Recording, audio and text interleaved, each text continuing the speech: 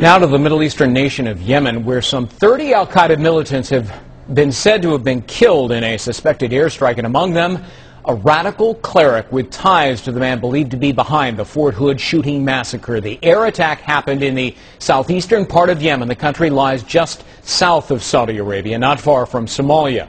Yemeni investigators say they believe a preacher who exchanged emails with the Army Major Nidal Hassan was among the dead.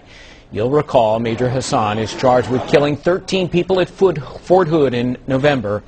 We're told Hassan once asked the cleric if it was religiously legitimate to kill American soldiers. With us now, author and terrorism analyst Richard Miniter. Richard is currently working on a biography of suspected 9/11 mastermind Khalid Sheikh Mohammed.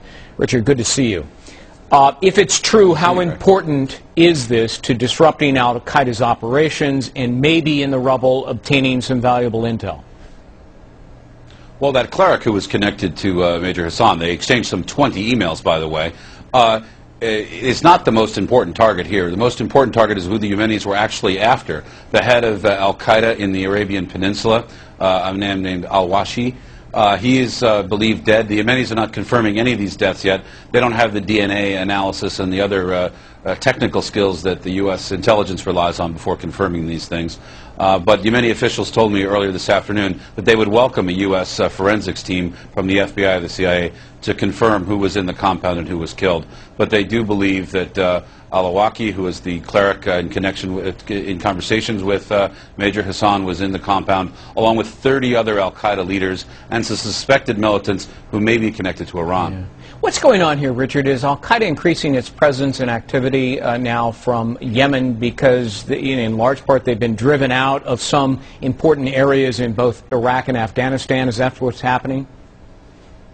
That's right. I mean, Yemen's external intelligence arm, which is called the Mukhabarat, has been circulating reports that with the defeats in Iraq especially, a lot of Yemenis and Saudis are drifting back into Somalia and into Yemen.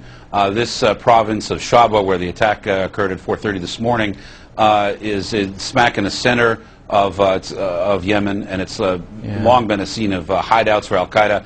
Yemen's been after them. They've had 3 different raids against al-Qaeda hideouts in the last week, and these guys were meeting. Al-Qaeda was meeting to plan retaliation, and that's when the airstrike happened, just in the middle of that meeting. Let's talk about Saudi Arabia. They apparently provided some intel for this strike, and in recent days they've launched their own strikes against this Shiite rebel group that's sort of operating near their border from Yemen. Are they waging, the Saudis, a proxy war with Iran, and to some extent would they be happy to see Israel take action against the nuclear weapons apparatus of Iran?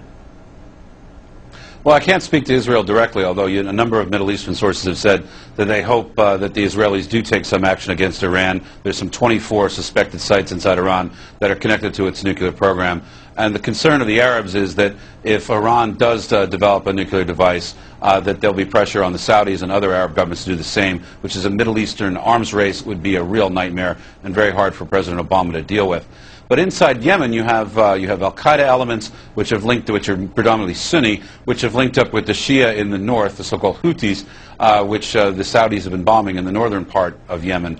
Yemen is on the verge of becoming a failed state, a major problem for the Obama administration. We need to look at it the way we look at Somalia and develop new policies to stabilize Yemen. The U.S. has provided more than $70 million to help them, but maybe we need to provide a lot more. Yeah, we're funneling a load of military aid to Yemen. Last year we didn't at all. So that really underscores how important Yemen is. If Yemen falls, that could be the new battleground for al-Qaeda?